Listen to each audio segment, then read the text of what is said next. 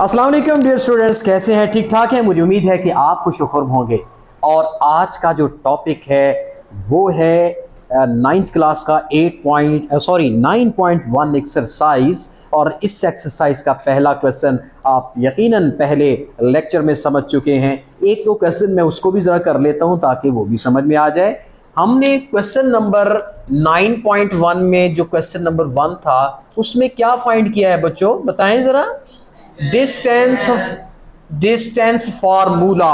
और ये distance formula क्या था? ये दो पॉइंट्स के बीच एक डिस्टेंस था। और दो पॉइंट्स कौन से थे? मसलन एक पॉइंट आपका P1, दूसरा पॉइंट P2। इसके कोऑर्डिनेट हैं x1 y1 और इसके कोऑर्डिनेट सपोज कर लें x2 y2। तो आपने डिस्टेंस कैसे फाइंड किया था? ये यहाँ पर मैं लिख देता हूँ डिस्टेंस। ये अंडर रूट लिया जी। कैसे फाइंड किया था? x2 में से x1 को निकाला था। मैंने बोला था कि चाहे x2 में से x1 निकाल लें या x1 में से x2 निकाल लें, फर्क नहीं पड़ता, क्योंकि हमने उसका क्या ले लेना होता है? स्क्वायर ले लेना होता है, फर्क नहीं रहता। Is it clear? मिसाल के तौर पर 3 - 7 का स्क्वायर लें जी। 3 - 7 करें तो कितना आता है? -4। और 7 - 3 करें तो कितना? 4। यूं तो बड़ा फर्क है भाई, 3 - 7 में और 7 - 3 में बड़ा फर्क है। उसका डिफरेंस -4 आता है, इन दोनों का डिफरेंस +4 आता है। हाँ, फर्क मिट सकता है तब अगर मैं ले लूं इनके स्क्वायर, तो फिर कोई फर्क नहीं है। फिर इसका भी +16 आंसर है और दूसरा 4 का स्क्वायर उसका भी +16 है, तब तो कोई फर्क नहीं पड़ा। अरे इसीलिए यहां पर x1 में से x2 निकाल दो या x2 में से x1 निकाल दो, फर्क नहीं पड़ता। चले x1 - x2 अगर इजी लगता है तो निकाल लीजिए, ऊपर आ गया स्क्वायर, स्क्वायर से फर्क नहीं पड़ेगा। आगे चलिए प्लस, फिर प्लस यूज करते हैं। y1 में से y2 माइनस करके क्या ले लीजिए? स्क्वायर। तो ये डिस्टेंस फार्मूला हमने कल पढ़ा था और इसको पिछले लेक्चर में हमने साबित भी किया है। आज का जो टॉपिक है वो थोड़ा सा चेंज है इससे। इस टॉपिक से रिलेटेड मैं एक दो क्वेश्चन करवा देता हूं। क्वेश्चन नंबर 1 का डी पार्ट जरा देखिए जी। डी पार्ट, इस डी पार्ट में ए के कोऑर्डिनेट्स दिए हुए हैं। आप एक पॉइंट ए फर्ज कर लें, दूसरा पॉइंट आपका कौन सा है? बी। ए के कोऑर्डिनेट्स दिए हुए हैं -4, 2 का अंडर रूट और बी के कोऑर्डिनेट्स दिए हुए हैं -4 - 3। और आपने क्या फाइंड करना है? Distance between A and B. तो आपने क्या लगाना है? फार्मूला। फार्मूले में क्या आता है? Under root. अंडर रूट में क्या करें जी? पहले में से पहले को माइनस करें। ये आपका x1 है, ये आपका x2 है जी। x1 माइनस x2 क्या है भाई? वो भी -4 है। यानी -4 में से -4 को माइनस किया है। आगे प्लस, इस y1 में से y2 निकाल दें। y1 कितना है? 2 अंडर रूट, माइनस किया उसमें से, और आगे क्या है? एक और -3 है, तो एक अंदर ब्रैकेट और डाल के उसके साथ माइनस जरूर लगाना है। लेकिन ये वाला माइनस आपका फार्मूले वाला है और उसके ऊपर क्या आ गया? स्क्वायर जी। क्वेश्चन है तो पूछिए जी। हाँ, इस यहां पर भी हमने स्क्वायर डालना था। तो फिर से देखिए, पहले में से पहले को निकाला, चूंकि ये पहले ही -4 है तो आपने ब्रैकेट में इसमें -4 लिख के एक माइनस ये फार्मूले वाला लगाना है। दूसरा, अब सेकंड एलिमेंट्स में जो ऑर्डिनेट है जिसे सेकंड एलिमेंट कहते हैं, उसमें से सेकंड एलिमेंट को माइनस करें। यानी 2 अंडर रूट में से -3 को, ये -3 ब्रैकेट में लिख देना है, एक और -3 फार्मूले वाला आ गया। Is it clear? अब इसको सॉल्व करते हैं आगे। -4 बेटे, माइनस +4 ऊपर स्क्वायर। जहां से समझ नहीं आनी आपने क्वेश्चनिंग जरूर करनी खड़े होते। उसके बाद +2 अंडर रूट +3 ऊपर स्क्वायर और ये अंडर रूट। -4 + 4 से कट गया। ये तो बेटे जीरो बना, जीरो के ऊपर क्या आ गया, स्क्वायर। यहां पर 2√+3 का स्क्वायर। डियर स्टूडेंट्स, इसका स्क्वायर खोलने की आपको जरूरत नहीं है क्योंकि इसने वैसे ही कट जाना है। जीरो का स्क्वायर का मतलब ये तो जीरो है, ये तो आप ना ही लिखें, और नीचे आपका क्या बचता है, 2√+3 का होल स्क्वायर। अब ये जो स्क्वायर है अंडर रूट से कैंसिल हो गया और आंसर आपका आ गया 2√+3। अब ये 2 में 3 ऐड तो नहीं हो सकता, 5 तो नहीं बनेगा क्योंकि वो अंडर रूट में है, ये 3 में। हाँ, इसको पॉइंट्स में ले आओ और फिर उसमें 3 ऐड करो, वैसे मुमकिन है, या फिर ऐसे ही आप इसका आंसर रहने दीजिए, अब भी ठीक है। तो मुझे उम्मीद है कि 9.1 के जितने भी क्वेश्चन हैं, क्वेश्चन 1 के जितने भी पार्ट्स हैं, वो इसी तरीके से आप कर लोगे, ठीक है। तो अगर कोई क्वेश्चन आपको मुश्किल लग रहा है तो ज़रूर बताइए जी। 9.1 का क्वेश्चन नंबर 1 का कोई पार्ट अगर आप करवाना चाहते हैं, इसके अलावा नहीं तो फिर क्वेश्चन नंबर 2 की तरफ चलते हैं।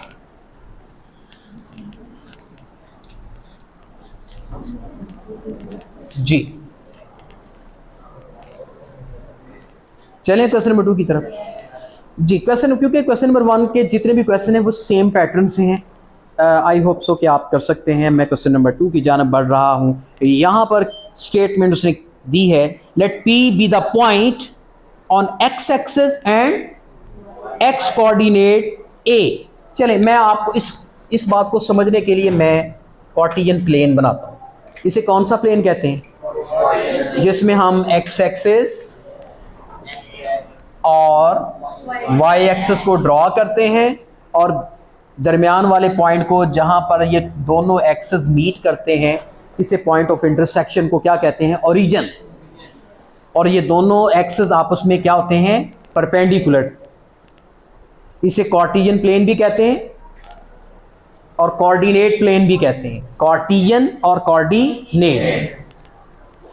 अब वो कहता क्या है, जरा स्टेटमेंट पे गौर करना है। क्वेश्चन नंबर 2 की स्टेटमेंट पे, let P be the point on x axis. अब इसका मतलब ये जो पॉइंट P है ये किसी क्वाड्रेंट पे नहीं है, ना यहां है, ना यहां है, ना यहां है, ना इधर है, किसी x एक्सिस पे है, या x एक्सिस पे या y एक्सिस। लेकिन उसने कहा क्या कहा, विद ऑन x एक्सिस, यानी वो पॉइंट कहां है, x एक्सिस पे है। आपने पॉजिटिव साइड पे लेना है क्योंकि x एक्सिस तो इधर भी है, लेकिन आप पॉजिटिव पॉइंट ले, नेगेटिव की तरफ क्या करने जाना है। अच्छा, अब उसने जो बोला, लेट P, जो किताब वाले ने कहा, let P be the point on x axis with x coordinate A, यानी इसके अब कोऑर्डिनेट भी बता रहा है इस पॉइंट के। भाई हर पॉइंट के कितने कोऑर्डिनेट होते हैं, 2, एक x कोऑर्डिनेट, एक y कोऑर्डिनेट। x कोऑर्डिनेट को क्या कहते हैं, एब्सिसा, ये हमने पिछले चैप्टर में पढ़ा भी है डेफिनेशन में। x कोऑर्डिनेट को क्या कहते हैं, कॉमे के बाद जो y कोऑर्डिनेट है उसे क्या कहते हैं, ऑर्डिनेट। अच्छा, अब ये भी हमें पता है कि x एक्सिस पे जो पॉइंट होगा उसका y कोऑर्डिनेट तो भाई 0 होगा। Is it clear? उसका y कोऑर्डिनेट 0 होगा क्योंकि x एक्सिस पर सिर्फ x की वैल्यूज वेरी करती हैं, y 0 होता है। देखें, और वैसे भी यहां पर ये देखें, y के सामने इसका y की वैल्यू क्या आ रही है, 0। x क्या है, यहां से लेके यहां तक का डिस्टेंस, और वो कितना है वो बता रहा है। कहता है x कोऑर्डिनेट a, बुक पे लिखा है, उसका x कोऑर्डिनेट क्या है, a। लो जी, a जो है वो x कोऑर्डिनेट पे लिख दिया है और y कोऑर्डिनेट पे क्या लिखा है, 0। ये उसके कहने पे। अच्छा, आगे चलते हैं। एंड कह के अपनी एक बात को दूसरी बात से अलग कर रहा है। And Q B the point, आपको कहता है Q भी एक पॉइंट है। क्या है जी, Q B the point on y axis. अब हमारी तवज्जो y एक्सिस पे आ गई है। अब Q पॉइंट मैंने ले लिया y एक्सिस पे, अब उसके बारे में कहता है, क्या कहता है, जो y एक्सिस पे लिया है उसका y कोऑर्डिनेट दे दिया है उसने, इसका x कोऑर्डिनेट दिया था। अच्छा, क्या दिया है y coordinate? y coordinate b, x coordinate नहीं दिया। वो उसका हमें पता है कितना है, 0, क्योंकि y एक्सिस पे x 0 होता है। इस पॉइंट की बात हुई तो उसने x कोऑर्डिनेट दिया, y नहीं दिया। वो हमने सोचा कि y तो यहां 0 है, और जब y एक्सिस पे q पॉइंट लिया तो उसने कहा कि इसका y कोऑर्डिनेट b है, तो फिर हमने सोचा कि x कोऑर्डिनेट तो इसका फिर 0 है। अच्छा, फिर आगे क्या कहते हैं? फिर कहते हैं find the distance between p and q, यानी अब इस p और q के दरमियान क्या फाइंड करना है? डिस्टेंस। वही फार्मूला, डिस्टेंस फार्मूला। बेटे ये आपका x1 y1 है, ये आपका x2 y2 है, आप इसका डिस्टेंस निकालिए। अभी जो डिस्टेंस फार्मूला पढ़ा है आपने, चले मैं आप डिस्टेंस निकालने लगा हूं, यहीं पे निकाल देता हूं। पी क्यू जी, अंडर रूट जी, फर्स्ट में से फर्स्ट निकालिए, क्या है जी? 0 में से a निकाला स्क्वायर प्लस सेकंड b है, इधर सेकंड क्या है? 0, तो भाई b में से 0 निकाल लीजिए, उसका स्क्वायर। Is it clear? आगे चलिए बेटे, 0 में से a को निकाला तो माइनस a ही रहा, और b में से 0 को निकाला तो b का स्क्वायर। अब a का स्क्वायर नेगेटिव है ना, नेगेटिव का स्क्वायर लेंगे वो तो पॉजिटिव बन जाएगा, मतलब ये a स्क्वायर आगे b स्क्वायर ऊपर अंडर रूट, यानी आपका ये एक फार्मूला बन गया, है ना, ये एक फार्मूला बन गया। अच्छा, 0 से लेकर p तक का डिस्टेंस कोई बता सकता है कितना है? नहीं, 0 से p तक का मेरा सवाल है। बेटे a ही होगा, उसका x कोऑर्डिनेट a नहीं है? नहीं समझे बात को? अब देखें ना, यहां 1 हो, यहां 2 हो, इधर 3 हो, इधर हो 4, ये जहां पॉइंट है उधर क्या हो? 4, तो इसका x कोऑर्डिनेट क्या होगा? 4 ही होगा। क्यों? यहां से यहां तक 4 सेंटीमीटर का डिस्टेंस है, इसलिए 4 आया। अगर यहां पर अब रखा हो a कोई सा नंबर ही है ना, तो फिर इसका मतलब इसका जो डिस्टेंस है इस पॉइंट P का 0 से लेकर वो कितना है? a है। अच्छा, अब मुझे बताएं 0 से लेकर b, ये Q तक की हाइट कितनी है?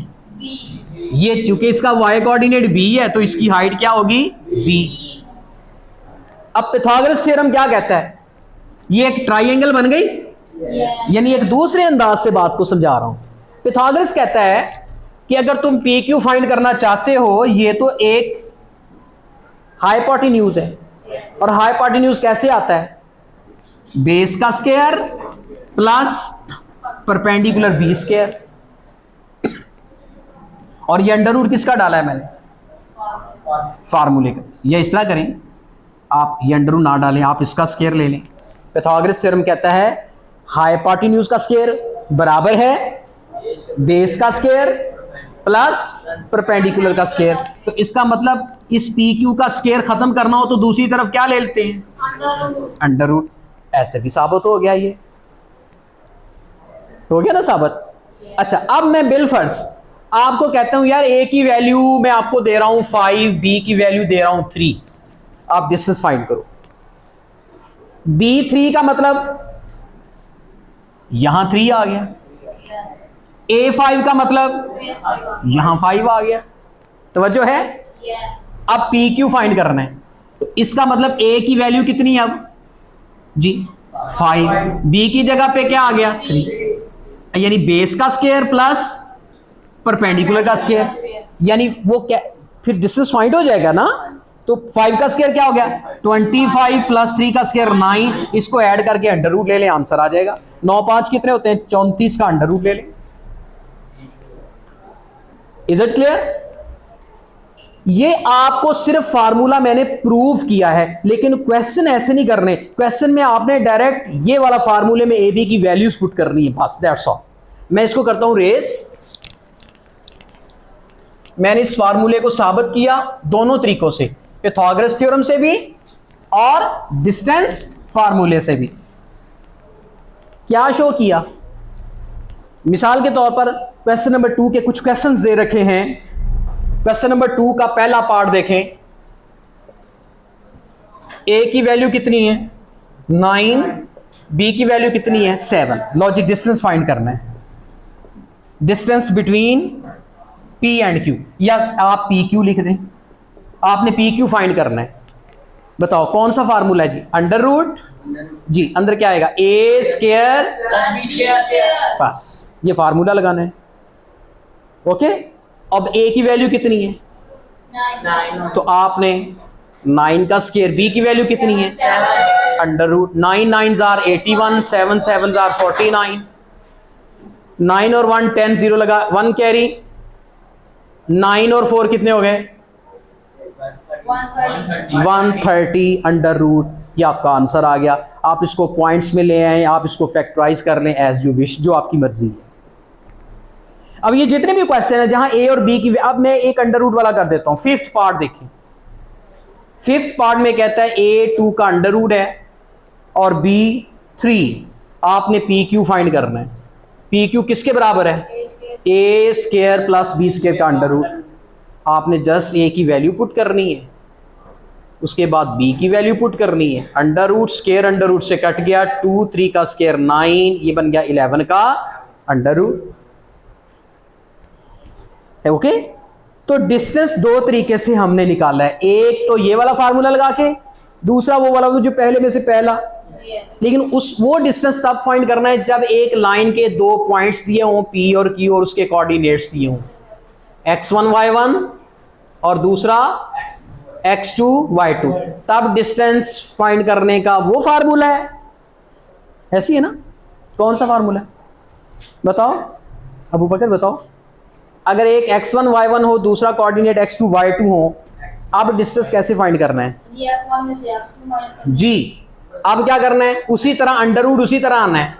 फर्ज कर लें अंडर रूट उसी तरह आना है। अच्छा, स्क्वायर भी दो वैसे ही आएंगे, लेकिन अब इनके अंदर ए बी नहीं आएगा, क्योंकि अब ए बी की वैल्यूज नहीं है। अब क्या आएगा? अब x1 minus x2 y1 minus y2 आएगा। बाकी स्ट्रक्चर फार्मूले का वैसे ही है। क्या? दोनों में अंडर रूट आ रहा है, बीच में प्लस का साइन भी आ रहा है, 2 स्क्वायर भी आ रहे हैं, लेकिन यहां ए भी आ रहा है क्योंकि उधर ए और बी की वैल्यूज दी हुई हैं। उधर x1 minus x2 y1 minus y2 आ रहा है, क्योंकि उस कंडीशन में x1 y1 और x2 y2 की वैल्यूज गिवन होगी। तो इसी तरह क्वेश्चन नंबर 1 और 2 का जो डिफरेंस है वो मैं अच्छे तरीके से वाजे कर चुका हूं, और क्वेश्चन नंबर 2 के जो बकिया पार्ट्स हैं आई होप सो आप खुद कर सकते हैं। तो डियर व्यूवर्स, हम आज का टॉपिक यहीं तक महदूद करते हैं और नेक्स्ट लेक्चर तक इजाज़त चाहते हैं। अल्लाह हाफिज़।